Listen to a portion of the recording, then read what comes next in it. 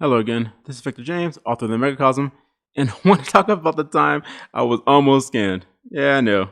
Clickbait title. Whatever. Got you to watch. But anyway, yes, I was almost scammed. This was just recently. Last month, I received an email from this group, this book club, that said they wanted to feature my book, The Mark. And then I actually wrote an article about it on my website, themegacosm.com, as you can see here. And it's pretty much a variation on the Nigerian prince scam. It's basically a vanity scam, or the book club scam, if you want to be more precise. Where basically a scammer pretends to be a book club, and they reach out to writers, and they use their vanity against them. So my book, The Mark, has been selling very well lately. As you can see, it's down. It got actually down to a pretty good ranking just last month, or actually this was a few months ago. But anyway, it got down to a pretty low ranking, and so I figured people were interested. That's an awesome. So when they actually reached out to me, I kind of perked up. I mean, I've been a cybersecurity analyst in the past, but I never heard of a scam against writers before. So I kind of perked up because I was like, hey, people have been reading my book, so maybe this is legit. So I did the right thing. I did the right thing. So this is the email that they sent me. It's very eloquent. It's very wordy, very flowery, and just full of effusive praise, talking about how great the book is, and they use such language that they actually read it. They actually seem like they read it because they, as you can see here from this part of the email down at the bottom, they talk about actually parts of the story. And I was like, hey, that's great. Somebody read it. But my instinct kicked in, and so I actually clicked out of the email. I didn't click any links in the email. I clicked out of the email and looked up the book club and looked up the person who sent the email. I got rid of their names and the name of the book club because it's not their fault that this happened. So I looked them up separately, and the person was real, and the book club was real. They had a website and everything, which was awesome. So I still had my hackles up though, because you just can't break years of cybersecurity training and awareness. And so I wrote him back. I was just like, hey, thanks for reaching out. What do what's your plans with this email? Why are you writing me? And so they responded. They said, hey, we're going to do a circle. We're going to have readers read your story for a month. They're going to read it for a month and get in depth with it. And then after the month, at the end, they're going to have like a video conference where they get to pretty much do some Q&A and talk to you about the story. And again, here's another, flowery email talking about what they plan to do, what they were going to do. And the important part is, down here is like, this is not a play-for-play model for authors. There's no expectation for you to sell tickets, promote, or aggressively perform. Your role is to simply show up and show yourself and talk honestly about the work. Everything else is a structure, facilitated pacing, and the reader experience is handled by me.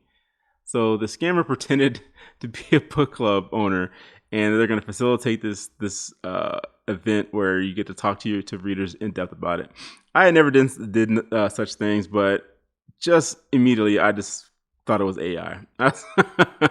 I even wrote it down here, like, yeah, as a former cybersecurity analyst, my immediate thought was it was written by AI, because it was just too flowery. Nobody's going to go through all this trouble to write this email. And I cut it in half.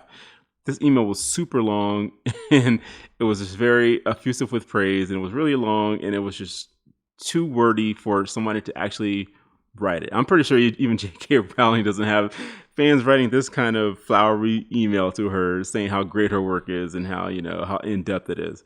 And then I realized they can get a lot of this information they got about reading about the plot just from the description I put on the website. So if you go to Amazon, you can actually just see that I wrote, this is a chance encounter between Linda and Henry Collins, and there's about a Green Beret. It's about an Army Ranger, and events spiral out of control, and then there's an obsession. So you can see in the email, that's exactly what they talked about here, that it's violent, especially about these shaped of violence and loss. So yes, they try to play on my emotions, try to give me, since, writers really just want people to read their work and to comment on it. I mean, that's just something writers just want, even if it's good or bad, you just want to hear about people reading your work. So they preyed on that. They preyed on that emotion of wanting people to read your stuff.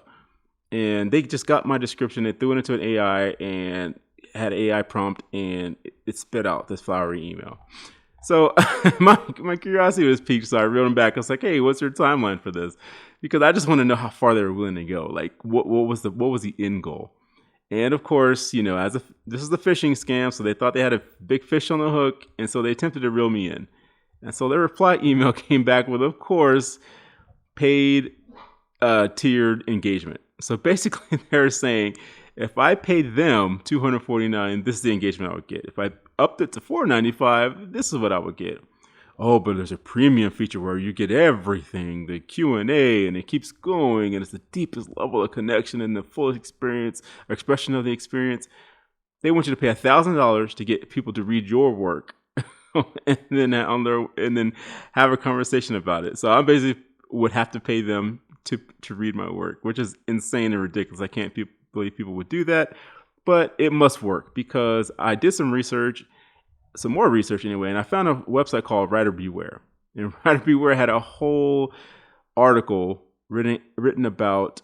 Actually, let me bring that up because I actually included it in this. Need to fix that because I was supposed to open up in a new tab. So here's Writer Beware. There's a whole article, and this is just recent, because I guess there's been an uptake in it. So there's a whole Writer Beware article about the scam, and you can see that there's, it has all the telltale signs with the very flowery prose and, event organizer and using actually real people to do this. And it's very elaborate. I guess it must work because it's become very elaborate. They actually even use, I want to highlight this, there's a part of the email or a part of the scam where they will even use an Upwork Upwork contract. So basically Upwork is where you sign a contract saying you're going to get A and B. So this is that, and that's supposed to be legit.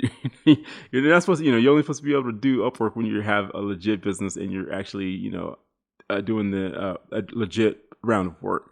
So they kind of con you into using this Upwork contract to where you think that you're getting a legit service. And it's not. And there's other ways they make you pay, of course, with PayPal and, bank wire transfers, PayPal, and, the Upwork contract. So for someone who's who's unaware, I was a cybersecurity analyst in the past, so I was kind of, aware immediately that this was probably a scam. But I can see how people, if you really want your work read and, appreciated, that you can fall for this scam. And I just want to get the word out there that this is going on. I had no idea that this is actually a scam. So once I stopped talking to them about this, they actually wrote back. It's like, hey, I understand that this, there's a level of trust. So here's a lower tier where you can get everything going. And then I didn't write them back again. And so they stopped all pretenses. So you can see this is January 5th. And then they replied in January 8th. Like, hey, we can talk during WhatsApp if you're uncomfortable. This was basically their final pitch. And I'm actually kind of worried and, that people would actually talk to these people on WhatsApp and get, probably taken even more, thinking that the app is secure. So anyway, that's just something that happened to me like last month, and it just ended recently. And I thought, I wasn't going to make a video about this, but my friend was like, hey, you need to let people know that this is going on. And, lucky for me, or lucky for the website owners, the book club owner, that they actually have a disclaimer on their website now saying, hey, if you get any solicitations, it's not from us. So if you're a book club owner or if you're a writer, definitely do your research. Do not fall for this. Most book clubs are probably not going to reach out to you like this, especially not with these flowery emails with, talking about how great your work is. It's probably going to be something really short. And if you do get something like that, I would suggest emailing the people directly and say, hey, is this really from you? Or are you serious about this? Because the book club owner probably has no idea this was going on. But anyway, that's what I want to write or make a video about. So just beware, be careful out there. God bless you and keep you. That's it, I'm done. Just a reminder, you can buy my first book, Fiasco Adventures, on Amazon or wherever books are sold. There's also my book, The Short Story of the Mark, which is selling very well, available for 99 cents on Amazon as well. And just a reminder that my website, themegacosm.com, where you can read short stories for free and buy my books there. But God bless you and keep you in 2026. That's it, I'm done.